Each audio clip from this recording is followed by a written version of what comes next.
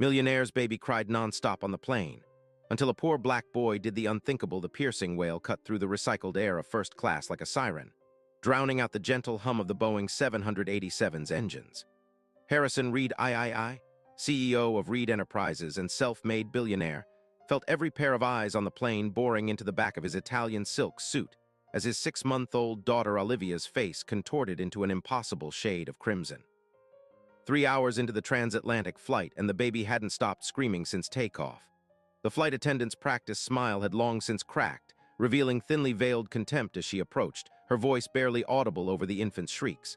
"Sir, we've had several complaints. Is there anything else we might try to quiet her down?"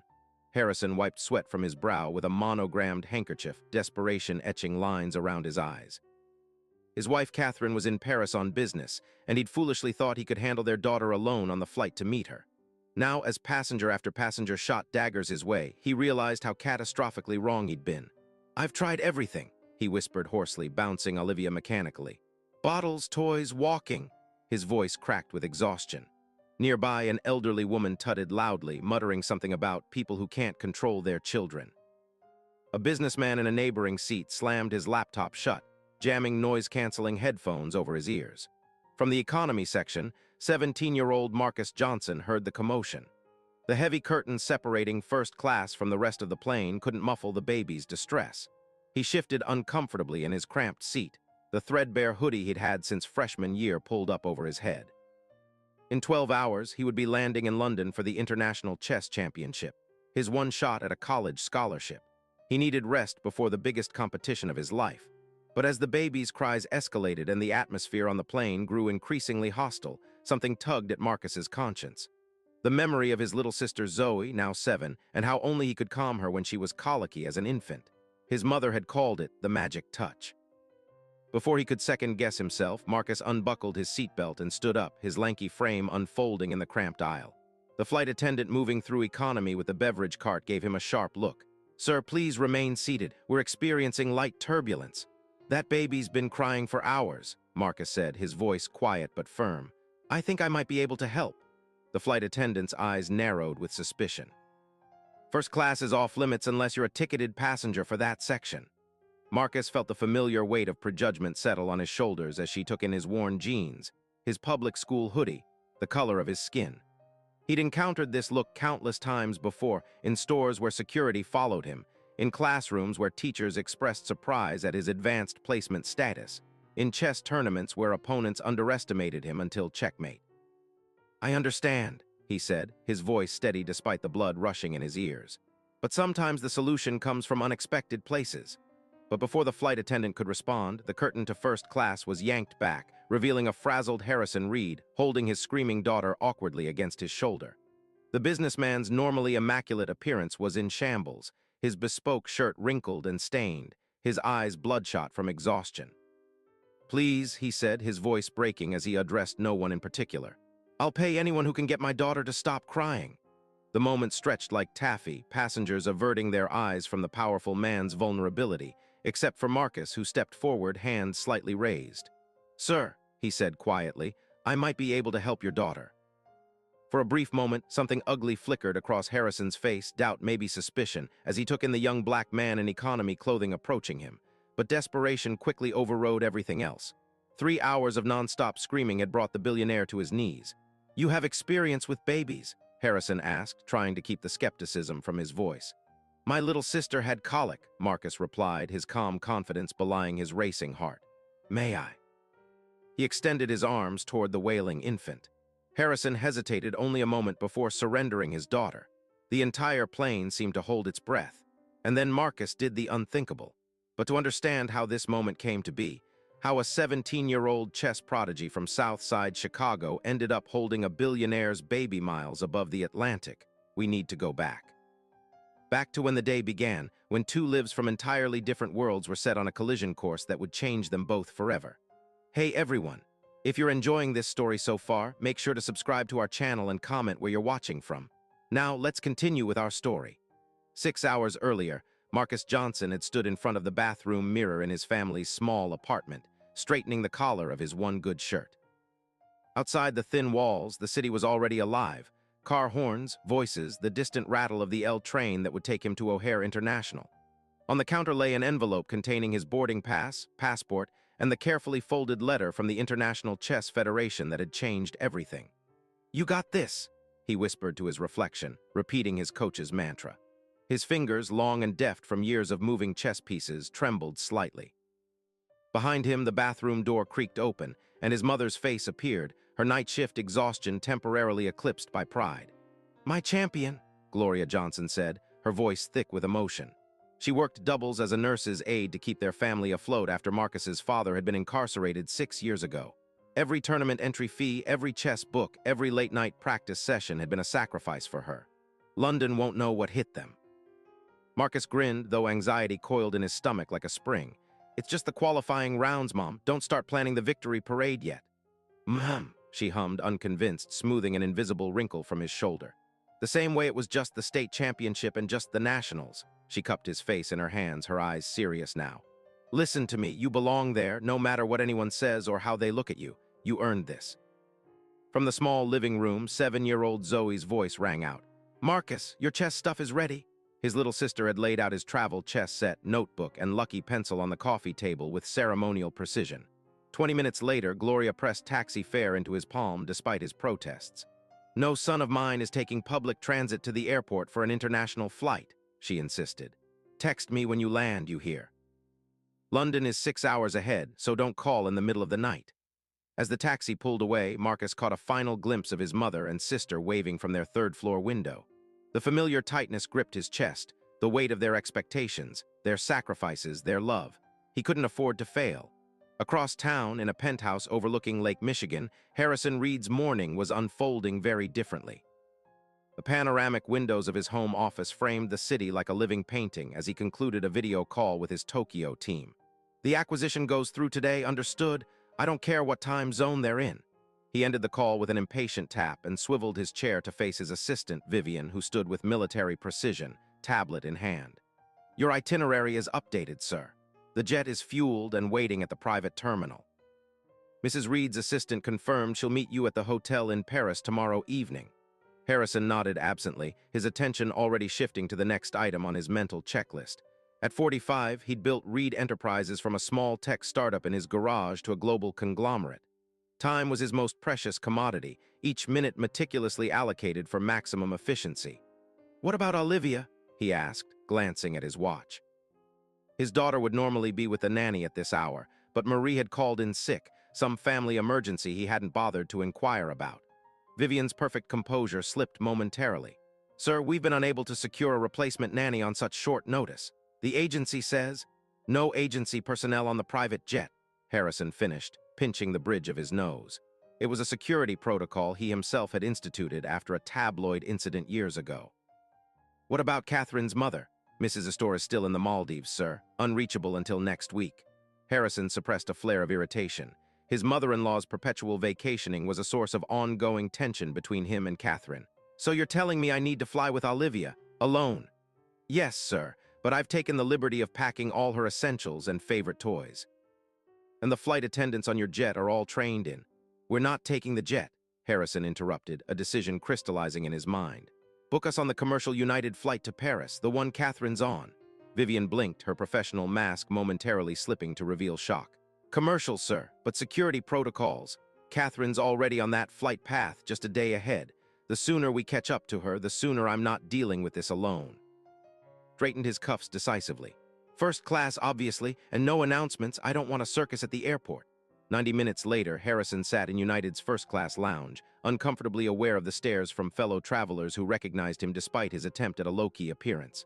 Olivia squirmed on his lap, fascinated by the platinum credit card he'd given her to play with. His phone buzzed with a text from Catherine. "Are you seriously flying commercial with our daughter?" "Have you lost your mind?" He typed back quickly, calculated decision. "We'll explain when we see you. Olivia's fine." As if on cue, his daughter cooed and grabbed at his tie with surprising strength. Harrison felt a flicker of the unfamiliar pride that occasionally caught him off guard since becoming a father late in life. At 45, with an empire to run, a child hadn't been in his plans. But Catherine had wanted a family, and Harrison had learned long ago that his wife usually got what she wanted. He bounced Olivia gently on his knee, studying her features, Catherine's eyes, his mother's chin. Would she inherit his drive, his relentless ambition, or Catherine's diplomatic charm? He rarely had time for such reflections in the whirlwind of his daily schedule. "Mr. Reed," a lounge attendant approached with a practiced smile. "Your flight is boarding now. We'll escort you through the priority lane." Harrison gathered Olivia and her surprisingly extensive paraphernalia. How did something so small require so much equipment? The diaper bag alone weighed more than his laptop case. As the first-class passengers were welcomed aboard, Harrison felt a moment of misgiving. He hadn't flown commercial in nearly a decade. The flight attendant's recognition was immediate, her eyes widening slightly before her training reasserted itself. "Welcome aboard, Mr. Reed. May I help you with anything before takeoff?" "We're fine," he said curtly, settling into the wide seat with Olivia on his lap. He declined champagne, arranged the baby's blanket, and answered 3 urgent emails one-handed before the announcement to switch off electronic devices. As the plane filled, Harrison remained absorbed in Olivia, oblivious to the boarding economy passengers shuffling past the first-class cabin toward their seats. Among them was Marcus Johnson, who paused briefly at the sight of the famous tech billionaire cuddling an infant. The contrast between the man's austere public image and this tender moment with his child was jarring. A flight attendant cleared her throat pointedly, and Marcus continued down the aisle to his seat in economy, stowing his small backpack carefully. The International Chess Championship had covered his flight, but just barely. His seat was in the last row, beside the restrooms, with minimal legroom for his lanky frame. As he settled in, Marcus removed his travel chess set from his pocket, a magnetic miniature board his coach had given him for his 15th birthday. He set up the pieces with practiced precision, preparing to review the opening strategies he'd been studying for months. 45 minutes into the flight, as the seatbelt sign switched off and the first round of drinks was being served, Olivia Reed began to fuss. At first, it was just whimpering, barely noticeable above the ambient noise of the cabin. Harrison jiggled her gently, offering a pacifier that she promptly spat out. The whimpering escalated to crying, then full-throated screaming that seemed impossible from something so small. Harrison's expression shifted from mild concern to barely concealed panic as he rifled through the diaper bag, producing toys, bottles, and blankets in rapid succession. Nothing helped. By the 1-hour mark, passengers in first class were exchanging irritated glances. By hour 2, several had complained to the flight attendants. By hour 3, Harrison Reed, a man who commanded boardrooms and brokered billion-dollar deals, was completely undone by his inconsolable daughter. Back in economy, Marcus tried to focus on his chess strategies, but the baby's cries penetrated even his noise-canceling earbuds. He noticed the increasing tension among passengers, the flight attendants' strained expressions as they hurried up and down the aisles. No one seemed to have a solution. As Marcus watched the curtain between classes being yanked back and heard the desperate billionaire's plea, something clicked into place. The same feeling he got during chess matches when he saw a move others missed, a solution where others saw only problems. And so he found himself standing in the first-class cabin, extending his arms toward the wailing infant while skeptical eyes watched his every move. Harrison Reed reluctantly surrendered his daughter, his expression a complex mixture of doubt and desperate hope. The moment the baby settled into Marcus's arms, something remarkable happened. Marcus cradled Olivia expertly, supporting her head with one hand while he used his other to gently apply pressure to specific points on her back. He began to hum, not a lullaby, but a low, rhythmic pattern that vibrated in his chest.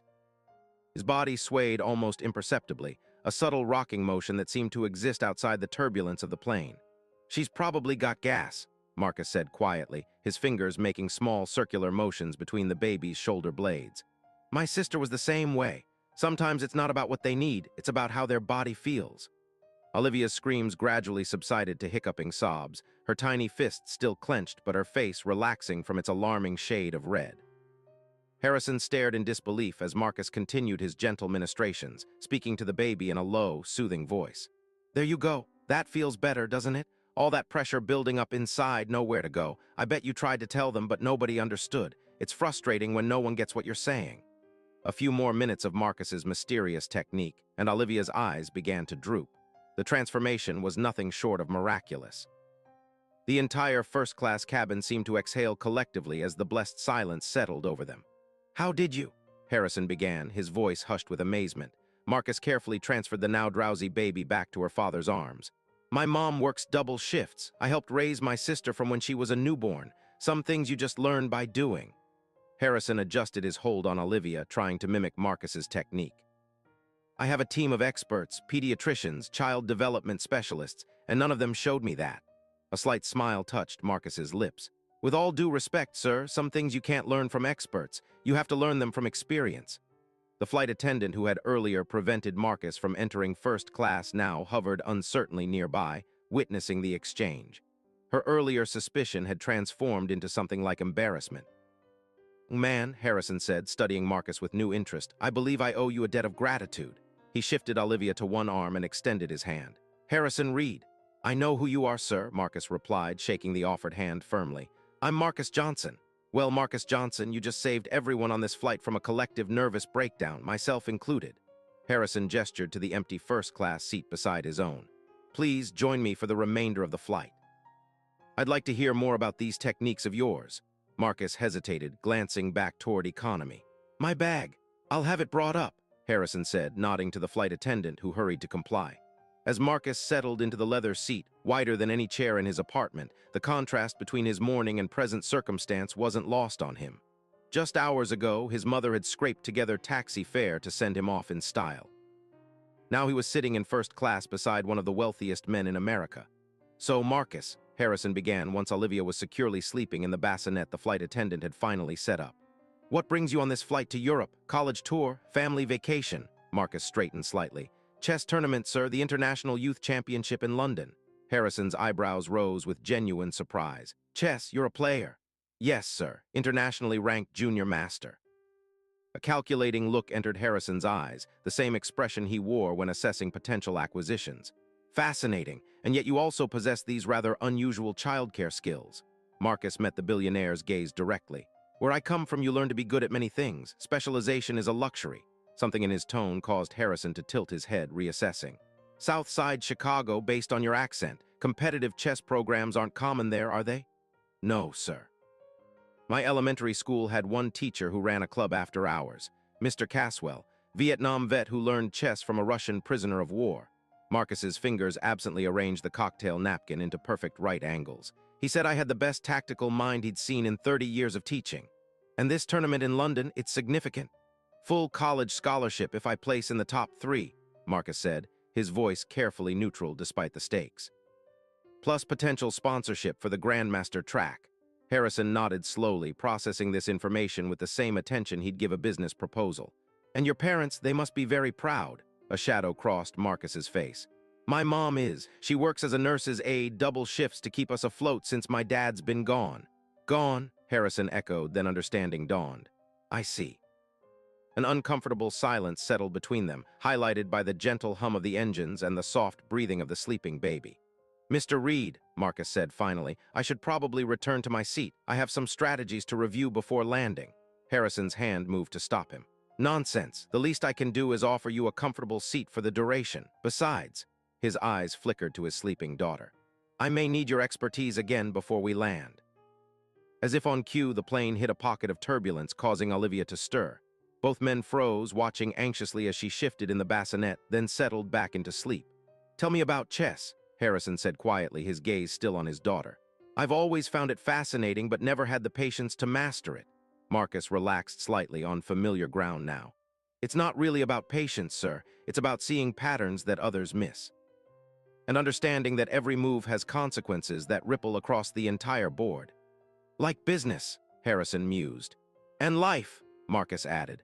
Their conversation flowed more easily after that, moving from chess theory to business strategy, from Marcus's tournament preparations to Harrison's early days as an entrepreneur. The vast differences in their backgrounds and experiences seemed less significant with each passing hour, as they discovered unexpected commonalities in their approaches to problems and challenges. Olivia woke once, fussing slightly, and Marcus demonstrated his techniques again, explaining each movement to an attentive Harrison. It's about pressure points, he said. Same principle as chess, really, understanding the underlying structure and how different elements connect.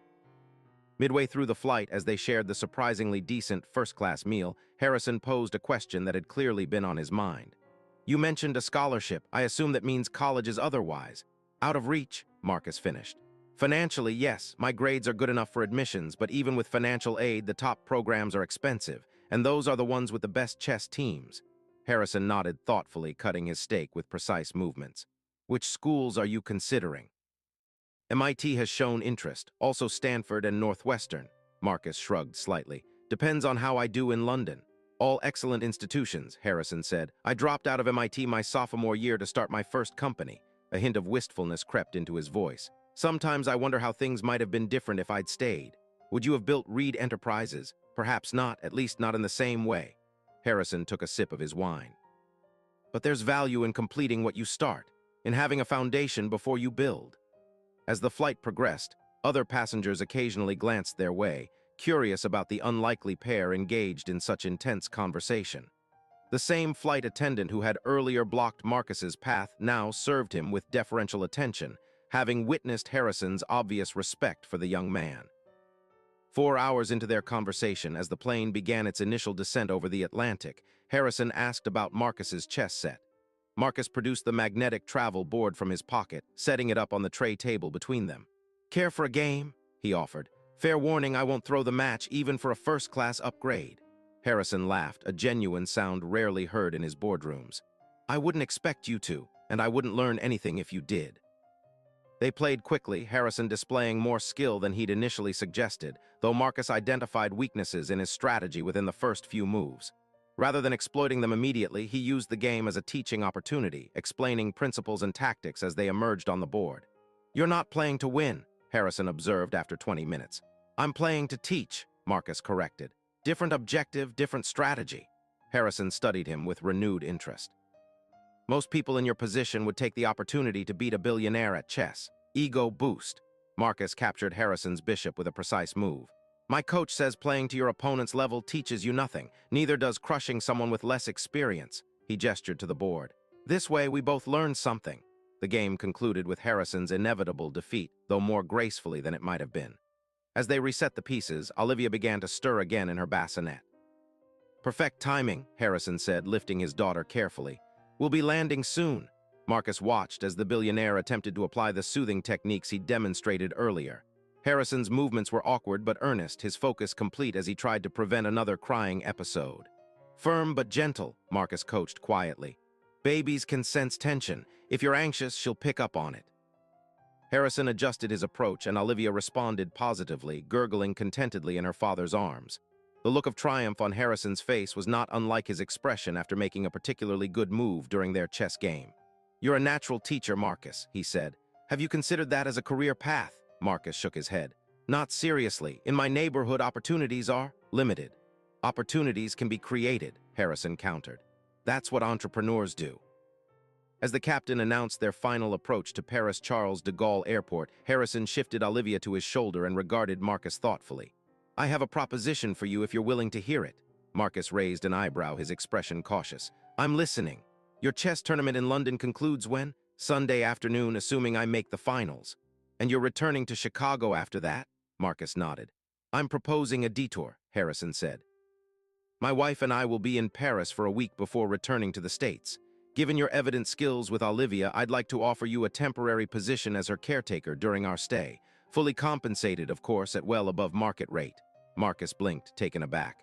"You want to hire me as a nanny?" "I prefer childcare consultant," Harrison said with a hint of a smile. "The position includes private accommodation at the Hotel George V, all expenses covered, and a salary that should significantly supplement your college fund, regardless of the tournament outcome." The offer hung in the air between them, unexpected and life-altering in its potential. Marcus's mind raced through calculations and considerations. The extra time away from home, the prestigious hotel, the compensation that could change his family's financial situation overnight. But beneath these practical matters ran a deeper current of recognition. Harrison Reed, a man who could hire anyone in the world, was offering him a position of trust with his most precious possession, his child. "May I have some time to consider it?" Marcus asked, his voice steady despite his internal turmoil. "And I'd need to discuss it with my mother."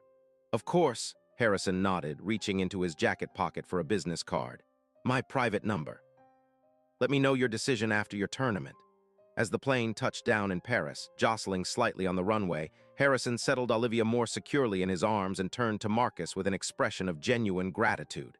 "Regardless of your decision, I want to thank you, Marcus, not just for helping with Olivia, but for the conversation. It's been illuminating." Marcus nodded, understanding the unspoken layers in the billionaire's words. Sometimes the most valuable moves in chess aren't the ones that capture pieces, Mr. Reed. They're the ones that change the structure of the entire board. As they prepared to disembark, the first-class passengers gathering their belongings, Harrison hesitated. "One more thing, Marcus. Would you be willing to teach me those techniques properly before we part ways? I have a feeling I'll need them."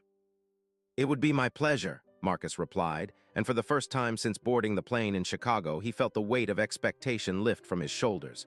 Whatever came next, the chess tournament, Harrison's job offer, his future beyond this unexpected encounter, he had already won something valuable: recognition, respect, the acknowledgement that wisdom comes in many forms from many sources.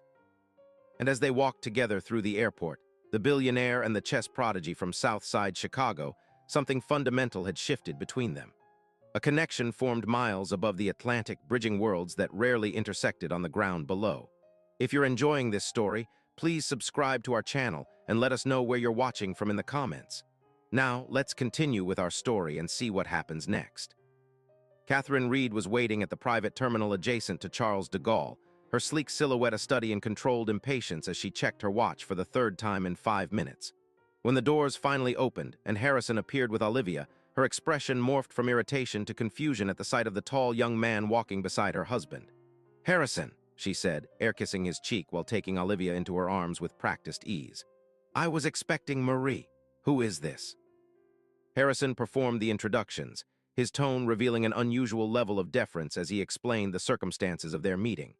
Catherine's perfectly sculpted eyebrows rose fractionally as she assessed Marcus, her initial skepticism gradually softening as she noticed her daughter's contentment. "You managed the entire flight without a meltdown?" she asked, bouncing Olivia gently. "That's practically miraculous. Last time we flew with her, the pilot threatened to make an emergency landing." "Marcus has quite the gift," Harrison said. "In fact, I've offered him a position during our Paris stay, pending his decision after his chess tournament in London." Catherine's surprise was evident, but years in corporate and social circles had taught her to adapt quickly. "Chess tournament?" Marcus explained his circumstances with the same quiet confidence he'd displayed on the plane, watching as Catherine processed this unexpected development. Unlike her husband, whose interest had been primarily pragmatic, Catherine seemed genuinely curious about Marcus's background and achievements. "Junior international master at 17, she mused. "Impressive. Harrison barely manages to concentrate on one chess game without checking his phone." This gentle jab at her husband revealed a warmth beneath Catherine's polished exterior that made Marcus revise his initial impression of her as merely another wealthy socialite. "The car is waiting," Catherine said, glancing at her watch again. "Marcus, can we drop you somewhere? The hotel, perhaps?" "Actually," Harrison interjected, "I've arranged for Marcus to be taken to the train station. His tournament in London starts tomorrow." Marcus nodded gratefully. "The Eurostar leaves in 2 hours. I should have plenty of time." "Well then," Catherine said, shifting Olivia to her other hip, "good luck with your tournament, and I hope we'll see you again soon." The sincerity in her voice suggested she meant it. As they prepared to part ways, Harrison extended his hand to Marcus. The handshake was firm, businessman to businessman, but there was something else in Harrison's eyes, a recognition, perhaps, of something valuable discovered in an unexpected place. "Remember," Harrison said quietly, "the offer stands regardless of the tournament outcome, though I suspect you'll do quite well." Marcus thanked him, shouldered his backpack, and headed toward the waiting car Harrison had arranged. As he walked away, he heard Olivia begin to fuss in her mother's arms. "Here," Harrison said behind him. "Let me show you something, Catherine. It's all about the pressure points." Marcus smiled to himself as he slid into the sleek town car. Whatever happened in London, something significant had already shifted in his world. A door had opened, revealing possibilities he hadn't imagined when he boarded the plane in Chicago. The Eurostar sped through the French countryside, fields and villages blurring past the windows as Marcus reviewed his opening strategies one last time. His phone buzzed with a text from his mother. "Landed safely?" He typed back quickly, "In France. Taking train to London now. You won't believe what happened on the flight." As he began composing a longer message explaining the extraordinary encounter, another text appeared on his screen, this one from an unknown number. "This is Harrison Reed. Just wanted to wish you luck tomorrow. Olivia says thanks again." Marcus stared at the message, a smile tugging at his lips. He saved the number to his contacts before replying, "Thank you, sir. Give Olivia my best." After a moment's hesitation, he added, "Remember firm but gentle pressure and breathe with her, not against her." The response came almost immediately, sage advice for business negotiations as well. We'll keep you posted on my progress. By the time the Eurostar pulled into St. Pancras Station, London's evening lights were blinking on across the city. Marcus collected his backpack, double-checking that his chess set and tournament credentials were secure, and stepped onto the platform. The weight of tomorrow's competition settled back onto his shoulders, but it felt different now, balanced by the unexpected validation of the day's events. The tournament hotel was modest compared to the luxury Harrison had offered in Paris, but the lobby buzzed with chess energy. Players from around the world hunched over boards, discussing strategies in multiple languages, sizing up the competition.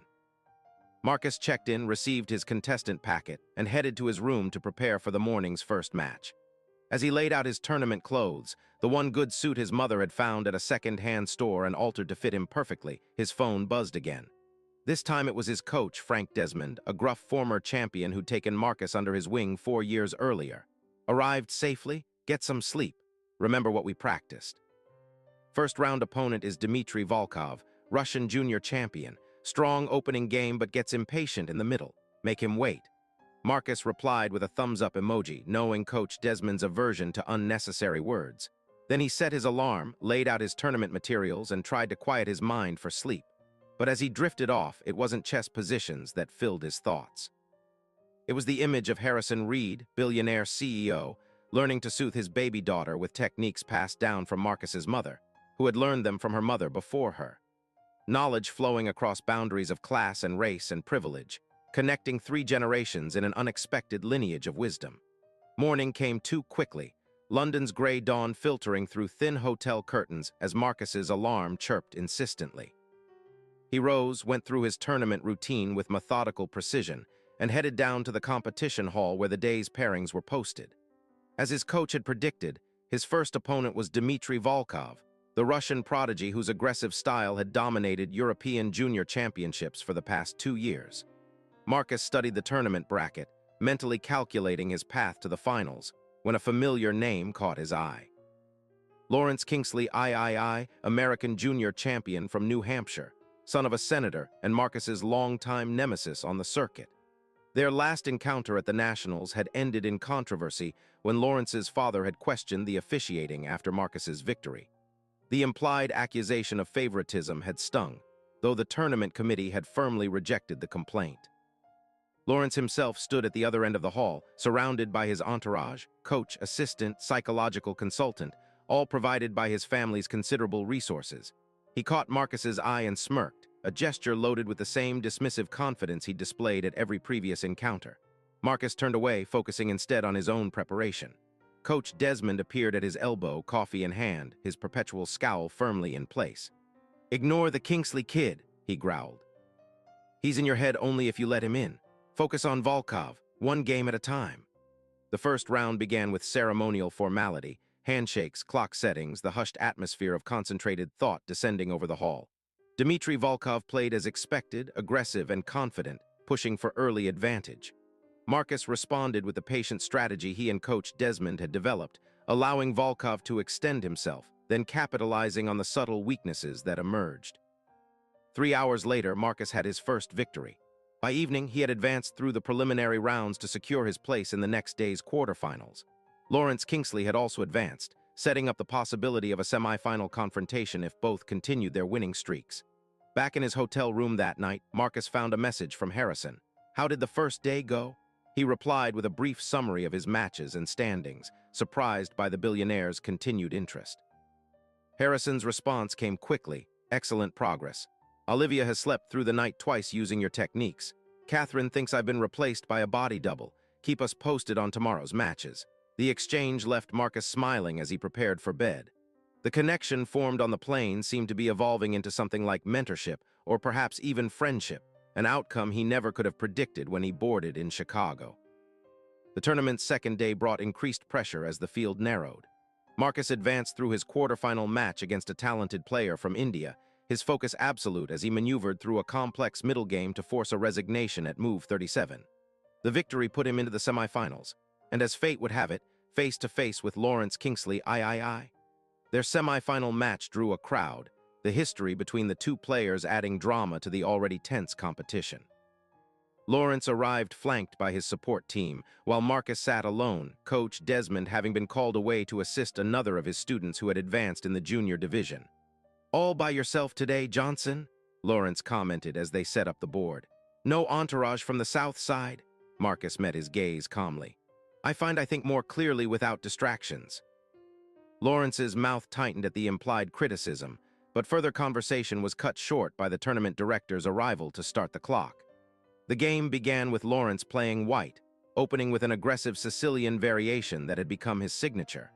For nearly 2 hours, they battled across the 64 squares, each move a calculated risk, each position a complex puzzle of possibilities.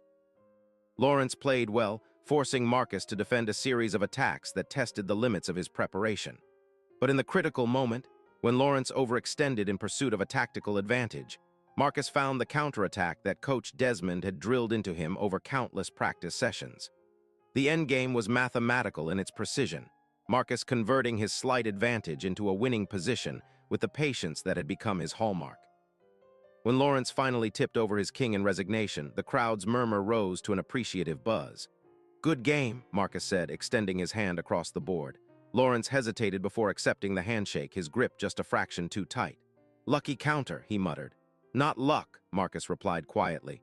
"Pattern recognition. The same position came up in your match against Petrov last year at the Invitational. You made the same choice then with the same result." Lawrence's eyes widened slightly, surprise replacing resentment for a moment. "You studied my games." "All of them," Marcus confirmed. "Just as I'm sure you studied mine." A grudging respect flickered across Lawrence's face. "Finals tomorrow then, against Zimmerman." He nodded toward the adjacent board where the German champion had just secured his own place in the finals. "He's been unstoppable this season." "Everyone's stoppable," Marcus said. "It's just a matter of finding the right move at the right time." As he gathered his materials, Marcus's phone buzzed with a text from Harrison. "Semi-final result." He typed back quickly, "Victory. Finals tomorrow against Zimmerman." Harrison's response was immediate, "Excellent. One more to go. Olivia and I are cheering for you from Paris." The attached photo showed Harrison holding Olivia, both giving thumbs up to the camera, the Eiffel Tower visible through a window behind them.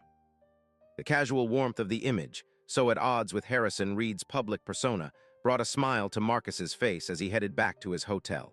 That evening, as he reviewed his notes on Zimmerman's playing style, a call came through from his mother. Her voice was thick with emotion when he told her about making the finals. "I knew it," Gloria said, pride radiating through the connection. "I told everyone at work my son's going to be a champion." "Just the finals, Mom," Marcus cautioned, the same reflexive modesty he'd displayed in their bathroom days earlier resurfacing. "Zimmerman's tough." She hummed, unconvinced. "And I suppose you getting to the finals of an international tournament is just another day too." Marcus laughed, recognizing his own words reflected back at him. "Point taken. How's Zoe?" Missing her brother. "Told all her friends you're becoming a chess master in London." "Grandmaster," Marcus corrected automatically. "And that's still years away, even if I win tomorrow." "One step at a time," Gloria agreed. "Oh, before I forget, there was a call for you from some foundation about a possible sponsorship. I took down the number." Marcus frowned. "What foundation?" "Reed Foundation for Educational Excellence. Said they were considering you for their chess development program. Wanted to talk after the tournament." Marcus's pulse quickened. The Reed Foundation was Harrison's philanthropic organization, known for its selective but generous support of promising students from disadvantaged backgrounds. Had Harrison already set this in motion, regardless of Marcus's decision about the Paris offer? "Did they leave a contact name?" he asked, trying to keep his voice casual. "Someone named Vivian, very professional sounding. I have her number here somewhere." After finishing the call with his mother, Marcus sat on the edge of his hotel bed, turning this new development over in his mind. The chess scholarship had always been his focus, his path to college and beyond. But Harrison's interest, both the Paris offer and now this potential foundation sponsorship, opened doors he hadn't even known existed. His phone buzzed again with a text from Harrison. "Get some rest. Big day tomorrow. Remember what you told me about Olivia, tension transfers. Stay calm, trust your preparation." The parallels between chess strategy and baby-soothing techniques brought a smile to Marcus's face as he prepared for bed. Two worlds that had seemed entirely separate now, connected through unexpected principles. Finals day dawned clear and crisp, London's autumn sunshine streaming through the tournament hall's high windows as spectators filled the viewing area. The match between Marcus and Zimmerman had been promoted as the highlight of the youth championship. the precision-focused German champion versus the intuitive American challenger. As Marcus took his place at the board, he was surprised to see Coach Desmond in the front row of the audience, giving him a gruff nod of encouragement. Beside him sat an unfamiliar woman in a tailored suit who Marcus somehow knew must be Vivian, Harrison's assistant. Her presence confirmed that the Reed Foundation's interest was real, not just a product of his mother's misunderstanding. The final match was scheduled for 5 hours, with potential extensions if needed, a test of endurance as much as skill. Zimmerman played white, opening with a conservative queen's gambit that set the tone for a strategic battle. 2 hours in, the position remained balanced, neither player willing to risk the aggressive moves that might create weaknesses.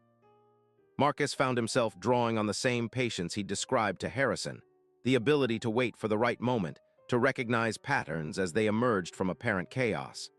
In the third hour, Zimmerman began pressing for advantage, perhaps sensing fatigue in his opponent. But Marcus had trained for this, pushing through the mental exhaustion to find clarity in the critical positions. When Zimmerman finally overcommitted to an attack on Marcus's queenside, the counter was there, subtle but devastating, a knight sacrifice that led to a winning endgame combination. The tournament hall erupted in applause as Zimmerman extended his hand in resignation, genuine respect in his eyes. "Brilliant sacrifice," he said in accented English. "I did not see it until too late." "Thank you," Marcus replied, the reality of his victory still sinking in. "Your middle game pressure was intense." As the tournament officials prepared for the awards ceremony, Marcus found himself surrounded by well-wishers, reporters, and representatives from chess organizations. Coach Desmond pushed through the crowd to grip his shoulder tightly, the closest thing to a hug the taciturn man ever offered. "Knew you had it in you," he growled. "Perfect execution of our strategy." Before Marcus could respond, Vivian appeared at his elbow, smartphone in hand. "Congratulations, Mr. Johnson. Mr. Reed would like to speak with you when you have a moment." She handed him the phone, and Harrison's voice came through clearly despite the noisy hall. "Marcus, spectacular victory. We watched the live stream of the final moves. Even I could appreciate the brilliance of that knight's sacrifice." "Thank you, sir," Marcus said, still processing the convergence of his chess triumph with this unlikely connection to the billionaire. "I appreciate you taking the time to watch." "Wouldn't have missed it," Harrison replied. "Vivian has information about the Foundation's chess development program. We'd like to discuss it with you in Paris, if you're still considering our offer." The awards ceremony was a blur of handshakes, photographs, and the weight of the championship trophy in Marcus's hands. The tournament director announced the scholarship award that had been his primary goal, but it now seemed just one part of a larger picture taking shape around him.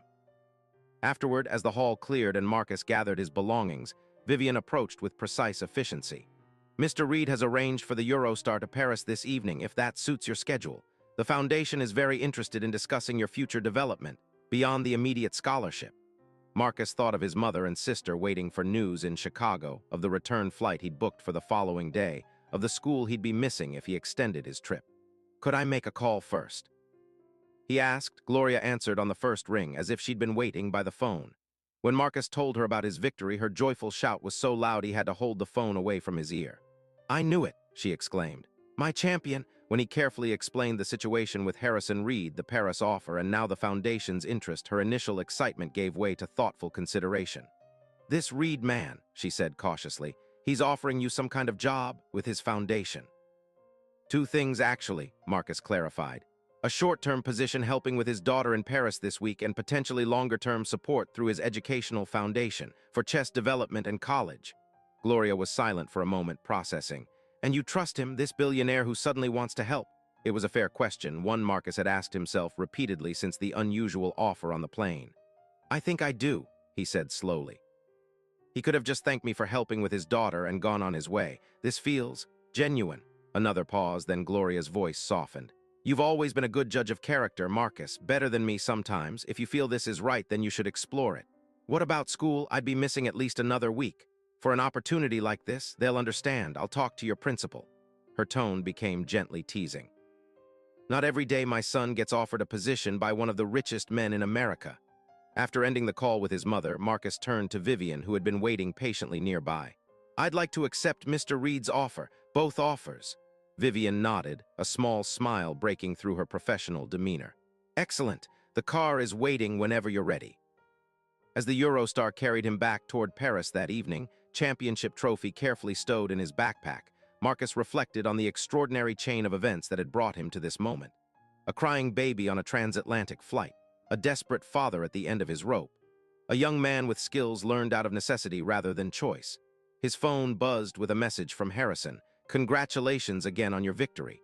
We're looking forward to welcoming you to Paris tomorrow.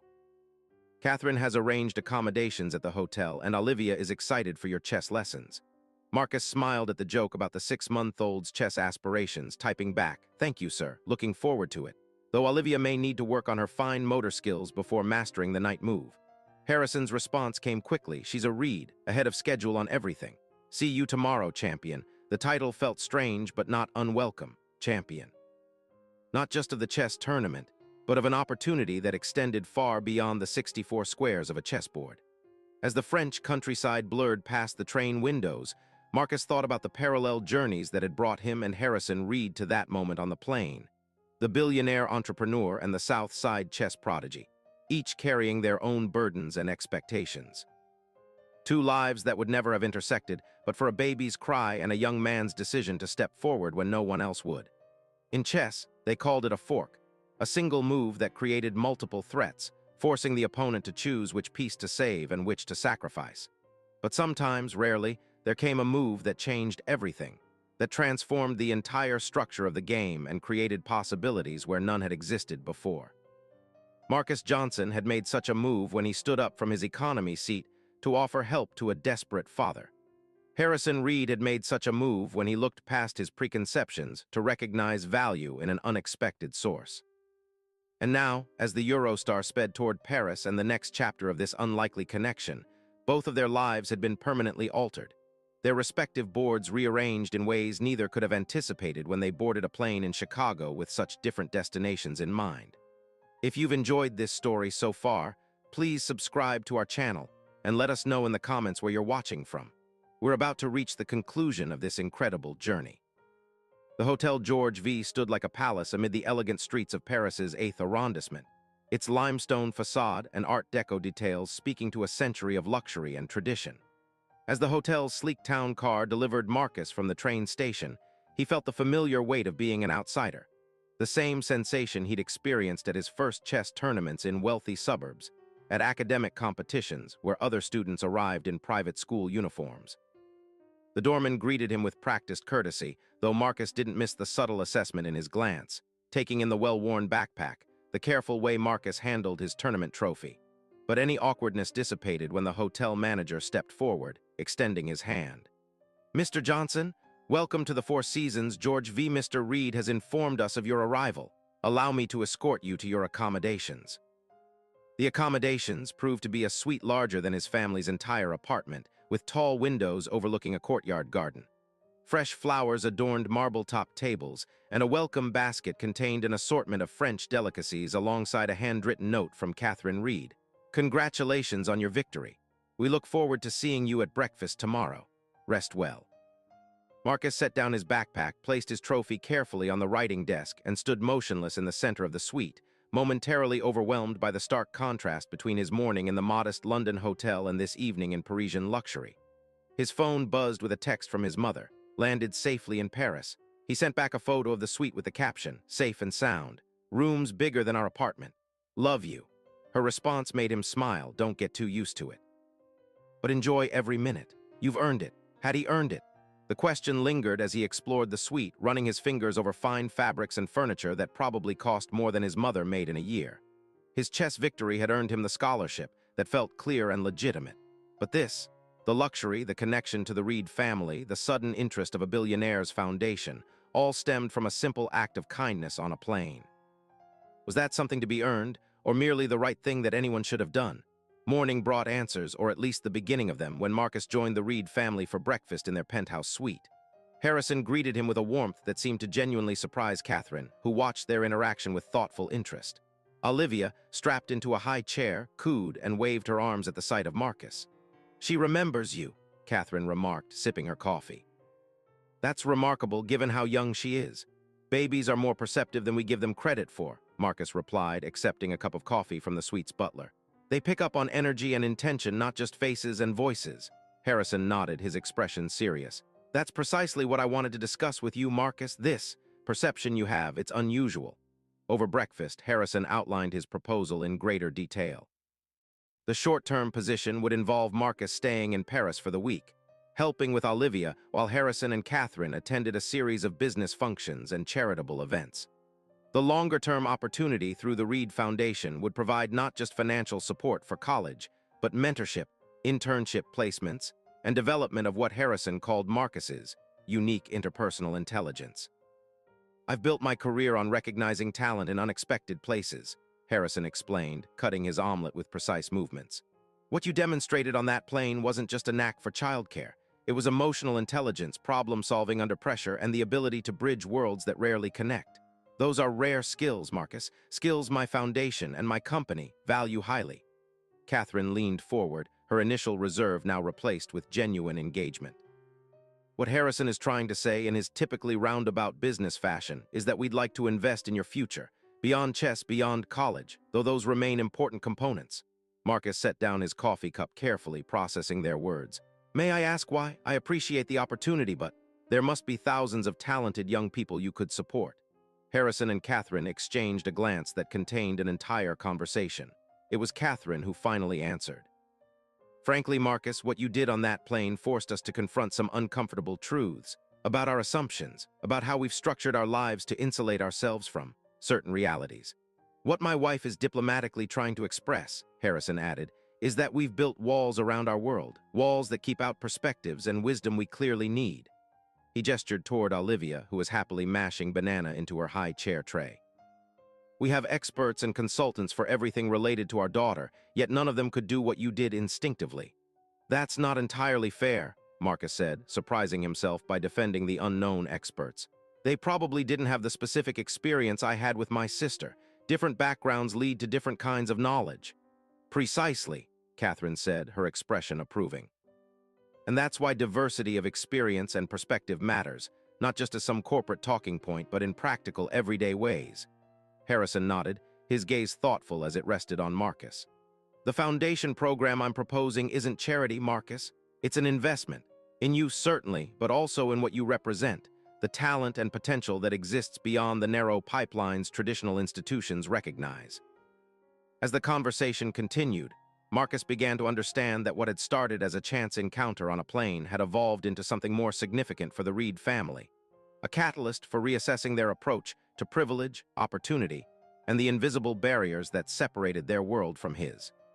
The week in Paris unfolded with a rhythm that balanced Marcus's responsibilities to Olivia with opportunities to explore the city and continue his chess studies.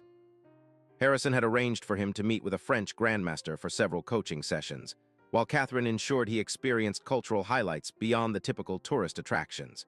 Caring for Olivia proved both rewarding and illuminating. The baby responded to him with consistent delight, and Marcus found himself teaching both Harrison and Catherine the techniques his mother had passed down, not just the physical methods of soothing and comfort, but the underlying philosophy of respect and attention. "You listened to her?" Catherine observed one evening as she watched Marcus calm Olivia after a particularly fussy day. "Not just to her cries, but to what she's trying to communicate before she gets upset." Marcus nodded, gently working pressure points along Olivia's tiny spine. "My mom calls it speaking baby.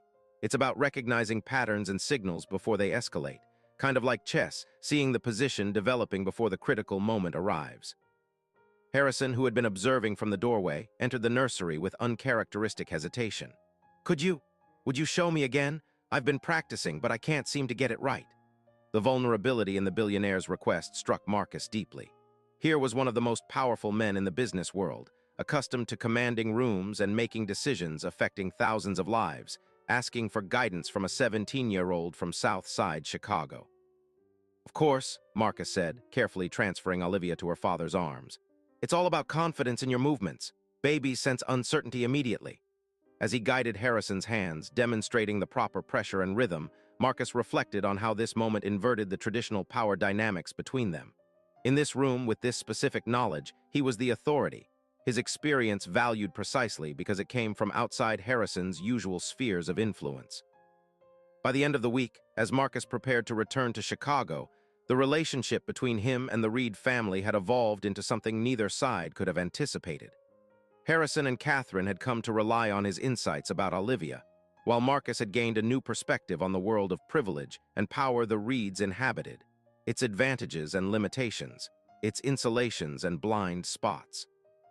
On his final evening in Paris, Harrison invited Marcus to join him for a walk along the Seine. As they strolled past the Pont Neuf, street lamps reflecting in the dark water, Harrison broached the subject they'd both been circling. "The Foundation's offer remains open," he said. "Full support through college, mentorship, internships at Reed Enterprises if you're interested. No strings attached, regardless of your career path." Marcus nodded, watching a tour boat glide beneath the bridge, its lights creating ripples of gold on the water's surface. "It's an incredible opportunity, one that could change everything for me and my family." "But," Harrison prompted, hearing the unspoken reservation in Marcus's tone. "But I need to be sure I'm accepting it for the right reasons," Marcus said carefully. "That it's not just compensation for helping with Olivia. Or worse, some kind of charity case that makes you feel better about yourself." Harrison stopped walking, turning to face Marcus directly. In the lamplight, the lines of privilege and power that usually define the billionaire's face seemed softened, revealing the human complexity beneath. "Let me be clear, Marcus. What I'm offering isn't charity or compensation. It's recognition of exceptional talent and character. Same recognition I'd give to any promising young person I encountered, regardless of circumstances." He paused, choosing his next words with care. "The difference is that our paths would never have crossed without that flight. The worlds we inhabit are separated by more than just economic barriers. They're separated by systems designed to keep them distinct." Marcus considered this, understanding the truth in Harrison's words. "So this is about disrupting those systems." A smile touched Harrison's lips. "In a small way, yes. One connection at a time. One recognized talent at a time." He gestured toward the city lights surrounding them. "The greatest waste in our society is human potential left undeveloped because of artificial barriers. My foundation can't fix the entire system, but it can build bridges where opportunities arise." They resumed walking, silence settling between them as Marcus weighed the offer against his concerns about independence, about earned versus granted opportunity, about the complex dynamics of privilege and assistance. "There's something else you should know," Harrison said eventually. "Something Catherine and I discussed after watching you with Olivia this week. We're establishing a new initiative through the Foundation, a program to identify and develop emotional intelligence and caregiving skills in underserved communities." Marcus glanced at him, surprised. Based on what you showed us," Harrison confirmed. "The wisdom passed down through families like yours, the practical knowledge that exists outside formal education systems. We want to create pathways for that wisdom to be recognized, valued, and shared more widely." The magnitude of this development, a billionaire's foundation launching an initiative inspired by the skills Marcus's mother had taught him, left him momentarily speechless. "The program would benefit from your input," Harrison continued. "Not now, perhaps, but after college, when you've had time to develop your own path and perspective." As they completed their circuit along the river and turned back toward the hotel, Marcus felt the pieces of his decision falling into place like a well-executed chess endgame. The Foundation's support would open doors without determining which ones he chose to walk through. The connection to the Reed family would become part of his story without defining it entirely. "I'd be honored to accept the Foundation's support," he said finally, "and to contribute to the new initiative when the time comes." Harrison extended his hand, and they shook, no longer the desperate father and helpful stranger from the plane, but two individuals recognizing value in each other across the divides that might otherwise have kept them apart. The following morning, as Marcus prepared to depart for the airport, Catherine presented him with a small box elegantly wrapped in silver paper. "A token of our appreciation," she said, "though it hardly seems adequate." Inside was a chess set unlike any Marcus had seen, pieces crafted from carved jade and rose quartz, the board inlaid with mother-of-pearl and ebony. An accompanying card bore a handwritten note, "For the champion who showed us that the most valuable moves are the ones that change the entire board. With gratitude, Harrison, Catherine, and Olivia Reed." As the hotel's car carried him toward Charles de Gaulle Airport, Marcus's phone buzzed with messages. From his mother and sister, eager for his return.